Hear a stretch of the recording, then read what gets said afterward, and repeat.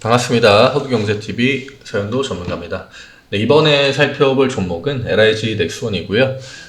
이번 주 한 주가 마무리가 되었습니다. 이번 주 월, 화, 수, 목 장이 굉장히 안 좋았고, 그 다음에 오늘 의미가 뭐 어디까지 있을지 모르겠지만 어쨌든 간에 그래도 모처럼 좀 강한 반등이 나오면서 한 주가 마무리가 되었습니다.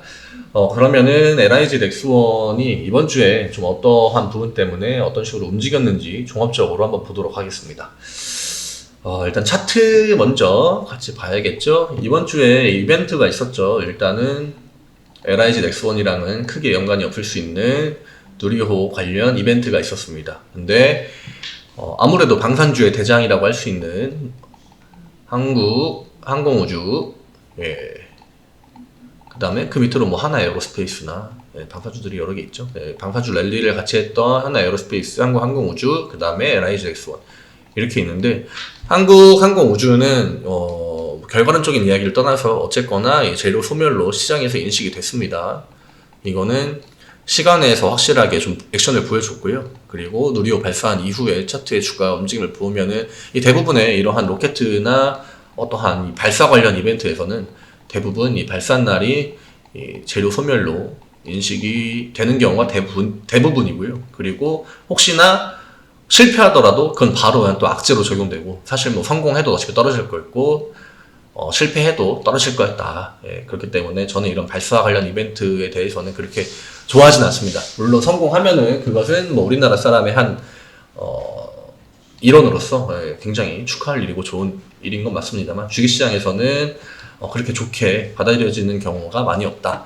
그래서 월, 화, 수, 목, 금이거든요. 그래서 5거래일 기준으로 놓고 본다면은 하락 구간이 굉장히 컸습니다. 한 77,000원 정도 구간에서 거의 10,000원 정도를 반납을 했습니다. 주가를. 그리고 이번 주는 굉장히 중요한 구간이었죠.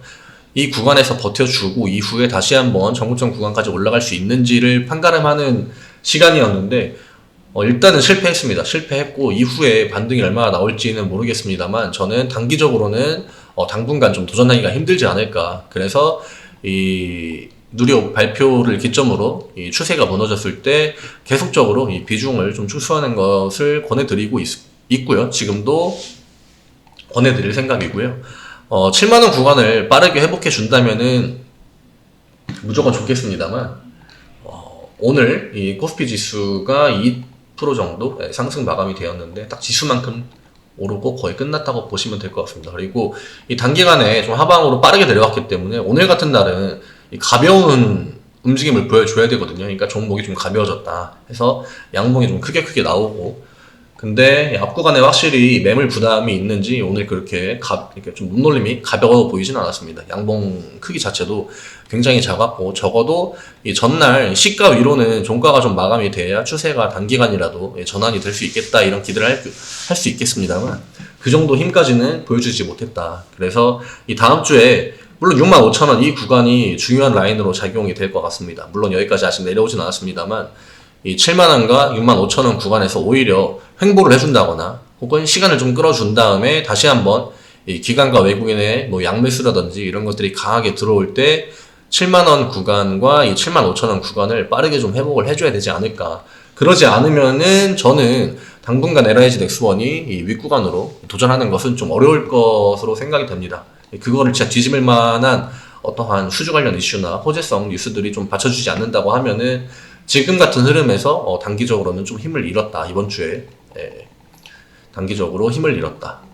그래서 비중을 축소하고 이후에 LIG 넥스원이 아직 그래도 좀 살아있구나, 이런 느낌을 받을 수 있는 그런 날에 오히려 다시 한번 비중을 실는 게 어떠면 좋을까, 이렇게 좀 말씀을 드리고 있고, 결국 대부분의 투자하신 분들이 LIG 넥스원에서 돈을 잃으시진 않으셨을 것 같아요. 그래도 버실 분들은 어느 정도 버셨을 것 같고, 진짜 뭐 양봉에 들어와서 음봉에 손절을 하는 그런 매매 방식이 아니라고 하면은 방산주의 중간중간 구간에서 크게 손절을 해야겠다라고 볼 만한 구간은 없었기 때문에 추세를 계속 유지해 왔죠. 유지해 왔는데 그 추세가 처음으로 꺾인 것이 이제 이번에 이벤트 이후라고 보시면 됩니다.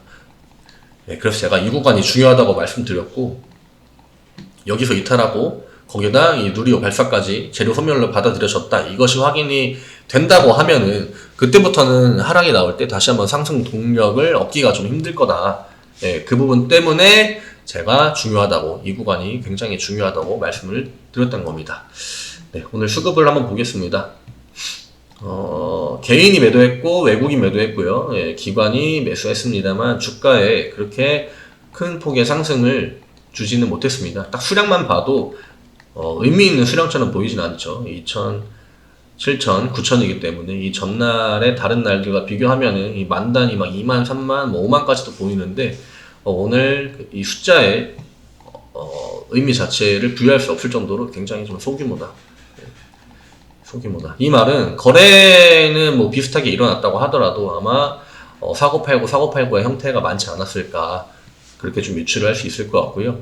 연기금 매수했고 사모펀드, 보험, 금투 매수했습니다만 투신 쪽에서 한 반절 정도 깎았고, 그리고 외국인이 매도한 거. 오늘 외국인이, 이 코스피 지수는 좀 오늘 굉장히 반등에 성공을 했지만 외국인은 오늘도 이 매도 포지션에 있었습니다. 장중에 이 매수의 움직임을 소폭 보여주긴 했습니다만 그렇게 강한 이러한 움직임의 매수는 보여주지 않았고, 결국 지금 우리나라 증시에서 키포인트는 외국인의 유출이거든요. 외국인들이 나가는 거, 외국인들의 자금이 이 시장 밖으로 나가는 것 때문에 지금 시장이 계속 이렇게 밀리고 하락이 나오는 건데, 결국 지금 환율에 가장 민감하게 반응하고 있는 것이 아닌가, 외국인들이.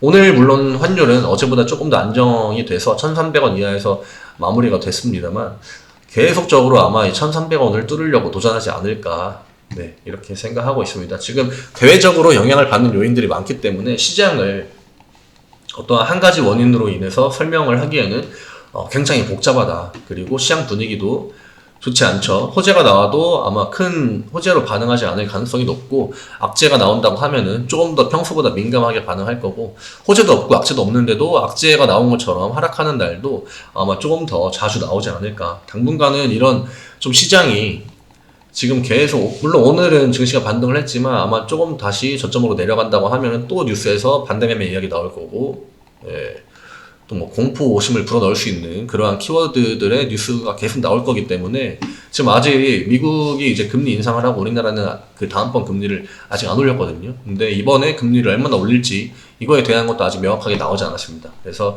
시장에 좀 아직까지는 불확실한 요소들이 많다. 이런 것들이 굉장히 심리를 불안하게 하거든요. 그러니까 멘탈을 좀 흔드는 거죠.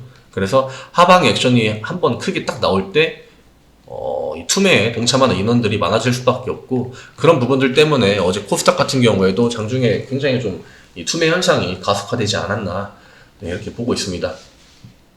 오늘 종합적으로 좀 말씀을 드리면은 차트상으로는 이번 주가 굉장히 좀 중요한 구간이었는데 그 구간을 지켜내지 못했다. 그리고 누리호 이슈는 확실하게 재료 소멸의 관점으로 방산주의 대장들이라고 할 수 있는 종목들을 다 추세를 무너뜨렸기 때문에 그 부분 역시 LIG 넥스원은 방산주의 대장과 비슷한 움직임을 보여주고 있었고, 그 흐름을 이겨내지는 못했다.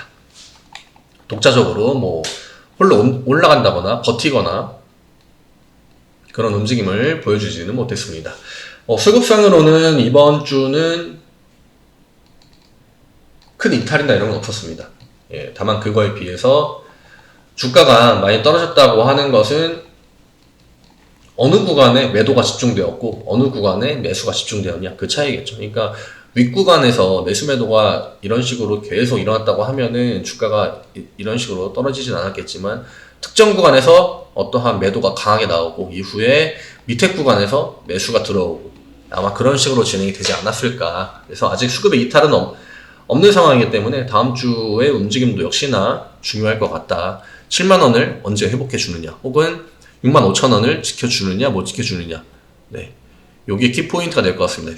65,000원까지 만약에 밀고 내려간다고 하면은 LIG 넥스원은 전고점에 도전하기가 굉장히 어려울 겁니다. 아마 빠른 시일 내에는 저는 쉽지 않을 거라고 보고, 진짜 몇 달 혹은 뭐 진짜 길게는 한 1, 2년? 1, 2년까지도 힘들지 않을까, 그렇게 보고 있습니다. 다만 방산주 섹터 자체는 아직도 좋다.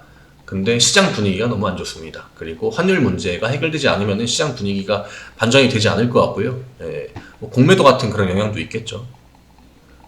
결국 이런 것들이 뭐 공매도는 결국 외국인들이 지금 가장 좋아하는 그 수익을 내는 방법이긴 하지만 환율 이슈가 좀 해소가 돼야 외국인들이 들어올 거고 그래야 시장의 분위기도 좀 살아나고 그리고 어떠한 수출이나 수입을 기반으로 하는 대부분의 기업들이 환율에 영향을 크게 받기 때문에 이 환율 문제가 단기간에 해소될 움직임을 보여주지 않으면은 주가들이 올라갈 힘을 점점 더 잃지 않을까, 힘이 약해지지 않을까, 빨리 해결되면 좋을 것 같습니다. 네. 오늘은 여기에서 좀 마무리를 하고요. 이번 주 굉장히 좀 수고 많으셨고 기대도 많으셨을 것 같은데 시장에 두드려 맞은 게 원인인지 혹은 어차피 이렇게 갈 거였는지 그거에 대한 정답은 아직까지는 잘 모르겠습니다만 다음 주 추이를 지켜보면서 수급 같이 봐야겠죠. 수급 같이 봐야 되고 이 기관이랑 외국인들이 어제와 같은 이런 양매수 말고 양봉이 나올 때 진짜 양매수로 들어와주는 이런 움직임이 사실 한두 번만 나와도 75,000원 구간까지는 금방 올라갈 것 같은데 시장의 수급이 아직까지도 개선이 되지 않고 있다. 네, 이 부분을 계속적으로 생각을 해주셔야 될 것 같습니다.